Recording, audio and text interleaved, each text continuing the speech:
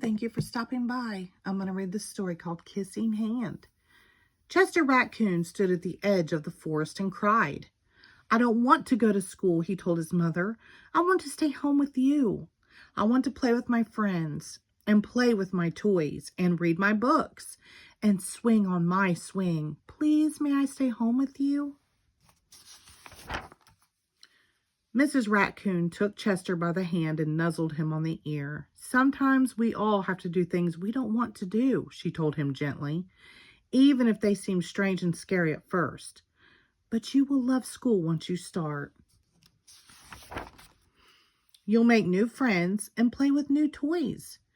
Read new books and swing on new swings. Besides, she added, I know a wonderful secret that will make your nights at school seem as warm and cozy as your days at home.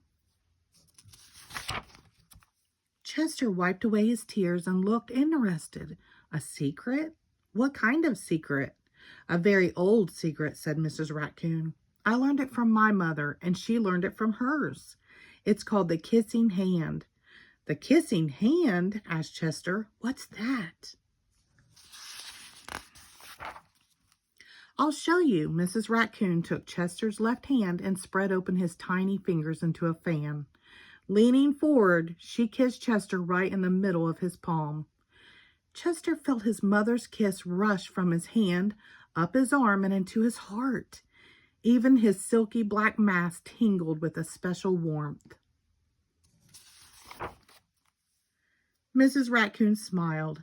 Now, she told Chester, whenever you feel lonely and need a little loving from home, just press your hand to your cheek and think, Mommy loves you. Mommy loves you. And that very kiss will jump to your face and fill you with a toasty, warm thoughts. She took Chester's hand and carefully wrapped his fingers around the kiss. Now, do be careful not to lose it, she teased him. But don't worry, when you open your hand and wash your food, I promise the kiss will stick. Chester loved his kissing hand. Now he knew his mother's love would go with him wherever he went, even to school. That night, Chester stood in front of his school and looked thoughtful. Suddenly, he turned to his mother and grinned. Give me your hand, he told her. Chester took his mother's hand in his own and unfolded her large, familiar fingers into a fan. Next, he leaned forward and kissed the center of her hand. Now you have a kissing hand too, he told her. And with a gentle goodbye and a I love you, Chester turned and danced away. Mrs. Raccoon watched Chester scamper across a tree limb and enter school. And as the hoot owl rang in the new school year, she pressed her left hand to her cheek and smiled. The warmth of Chester's kiss filled her heart with special words.